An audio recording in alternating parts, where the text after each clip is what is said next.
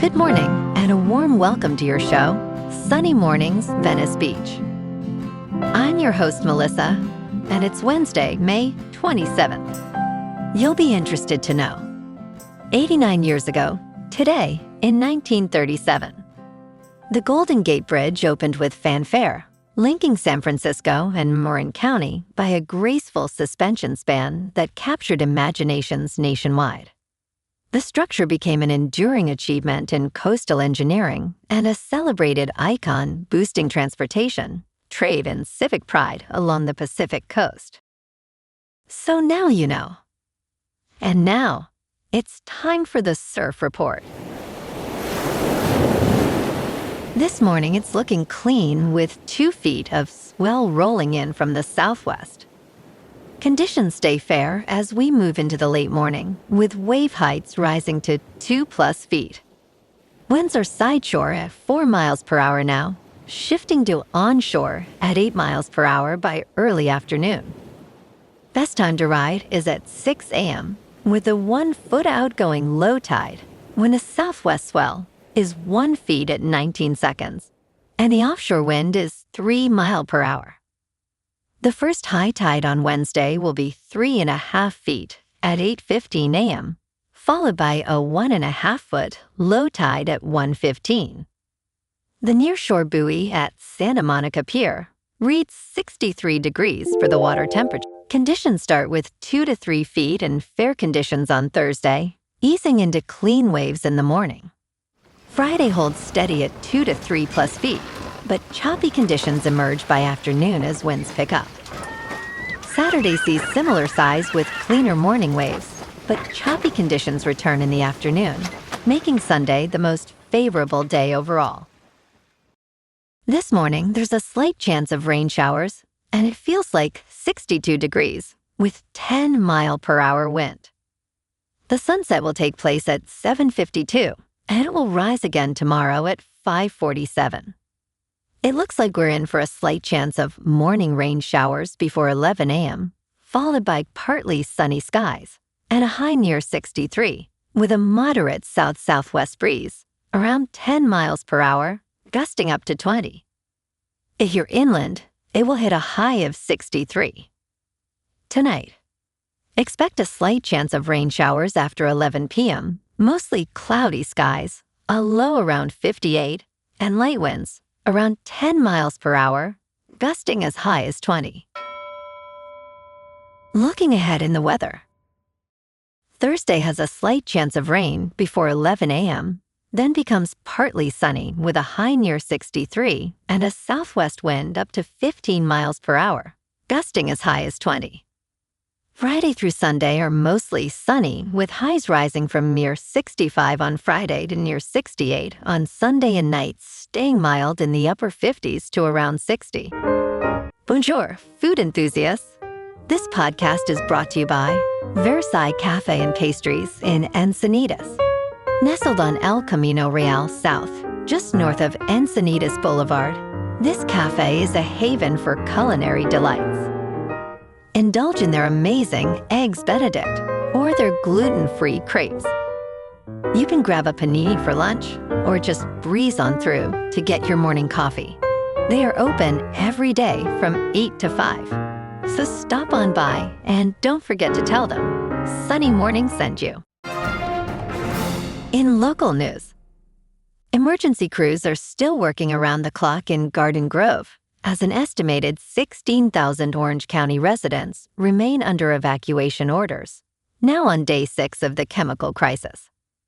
Although the threat of a massive chemical explosion has been eliminated, fire authorities stress that the situation is still active and dangerous. As of 10 a.m. on Tuesday, hazmat specialists have reported that the temperature in the failing tank is holding steady at 92 degrees. Meanwhile, the Garden Grove Police Department has made 7 arrests in the evacuation zones, including one for looting, with a warning to potential offenders: don't come.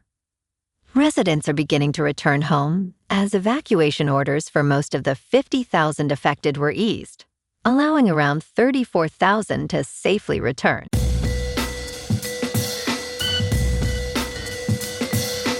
Now on to sports. Cubs' losing ways continued on Tuesday with a blowout loss to the Pirates. The Pirates scored 5 runs in the first inning, going on to win 12-1, while the Cubs struggled with familiar issues. This marked the Cubs' 10th straight loss. During the streak, the offense has been painfully terrible, going 1 for 13 with runners in scoring position. Despite being above 500 at 29 wins and 26 losses, the Cubs have gone 2-14 since their second 10-game winning streak. They are now approaching dubious franchise history, tied for the 13th longest losing streak. On Wednesday, the Cubs send Jameson Talon to the hill against Bubba Chandler of the Pirates. In local sports, the Dodgers are rolling. After hammering Colorado 15-6 last night, they're back at Dodger Stadium tonight at 7:10, looking to sweep the Rockies in Game 3. Mookie bats went deep twice with 5 RBIs. Andy Pages homered with 3 more runs driven in, and the offense was relentless across the board. LA is now won 4 straight and sits at 35-20 on the season. Shohei Ohtani takes the mound tonight. Despite getting hit on the right hand yesterday, he's expected to pitch and hit. There's a lingering concern with Kike Hernandez, who left the game with a left oblique strain after just returning from elbow surgery, but the boys in blue aren't letting it slow them down. Meanwhile, the Lakers' offseason is officially in motion. The team hired former Pelicans VP Roman Ramadas as an assistant general manager under Rob Pelinka, signaling a rebuild of the front office structure. But the real story is LeBron James. According to ESPN's Brian Windhorst, LeBron and the Lakers have a 2 to 3 week window to figure out their future together. LeBron is taking his family vacation after Memorial Day and plans to decide later in the summer. But if he wants to stay purple and gold, he's got until mid to late June to commit. In top news, NASA is already ordering landers, rovers, and drones for a sprawling moon base, less than 2 months after the Artemis II's record-breaking lunar fly-around. The space agency outlined the first phase of its moon base plans on Tuesday, awarding hundreds of millions of dollars in contracts to 4 U.S. companies. Jeff Bezos' Blue Origin will provide a pair of landers to deliver moon buggies to the lunar surface. NASA is targeting Artemis II for mid-2027, with a landing by 2 astronauts following as soon as 2028. The goal of the moon base is to encourage a lunar economy while conducting scientific research. NASA is expected to invest approximately $20 billion over the next 7 years into the moon base mission. In business news, China's industrial profits surged by 24.7% in April from a year earlier, according to official data released Wednesday. This increase marked the fastest growth since November 2023. For the first 4 months of the year, industrial profits rose 18.2%. The computing and electronics equipment manufacturing sector saw earnings more than double from a year ago. However, profit declines in furniture manufacturing steepened to 54.4%. Hao Zhou, head of research at Guotai Junan International, noted that profit gains are concentrated in upstream and high-tech sectors. Exports climbed 14.1% in April from a year ago in U.S. dollar terms. In crypto movement, Bitcoin is down 1% to about $76,000. Ethereum is down 1% to $2,000. And XRP is down 1% to $1.33. Moving on to a more local vibe. In our community spotlight on health and wellness, we are working with a national Pilates studio to bring you some free classes, so listen up. Check out Club Pilates, with several locations in the San Diego area. Pilates presents a comprehensive wellness approach, cultivating strength, reducing tension, and elevating mental well-being. Scientific research affirms its benefits. So now you can check out Club Pilates for a free class, with locations in Encinitas, Solana Beach, Oceanside, La Jolla, and more. Just be sure to tell them Sunny Morning sent you by. And now, back to the show. Let's talk tech. DuckDuckGo installs are up 30% as users reject being force-fed Google's artificial intelligence search.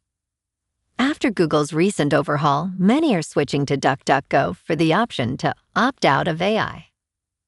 During Google's annual developer conference, they announced a shift from traditional links to an AI agent that answers queries, raising concerns about the open web. DuckDuckGo reported U.S. app installs increased 18.1% week over week, peaking at 30.5% on May 25th. The trend continues with DuckDuckGo gaining users over the Memorial Day weekend. DuckDuckGo emphasizes user privacy and choice, stating, "Not only do we respect user choice, but also user privacy." And in entertainment news, Javier Bardem arranged for a private screening of Martin Scorsese's Cape Fear and asked for Robert De Niro's blessing. Amy Adams shares her admiration for Jessica Lange in the same film. Patrick Wilson explains why Nick Nolte was one of those top guys who inspired him to act. Now Bardem, Adams, and Wilson are headlining Nick Antosca's 10-episode adaptation for Apple TV. Bardem portrays Max Cady, the character previously embodied by De Niro, who earned an Oscar nomination. Bardem describes his rewatch of the movie as a spiritual experience, asking for De Niro's blessing. Wilson cites Nolte as a primary inspiration, admiring his raw and commanding performances. Cape Fear premieres on June 5th on Apple TV. Well, alrighty folks, it's time for the quote of the day. And today, our quote comes from the American author and motivational speaker, Dennis Waitley. And he said, "Success is almost totally dependent upon drive and persistence. The extra energy required to make another effort or try another approach is the secret of winning." And that's a wrap for this morning. You can check out our Instagram, YouTube, and TikTok for some captivating aerial videos with local news and the surf reports. Have an amazing day, my good friends. We'll see you tomorrow with another episode of Sunny Mornings Venice Beach.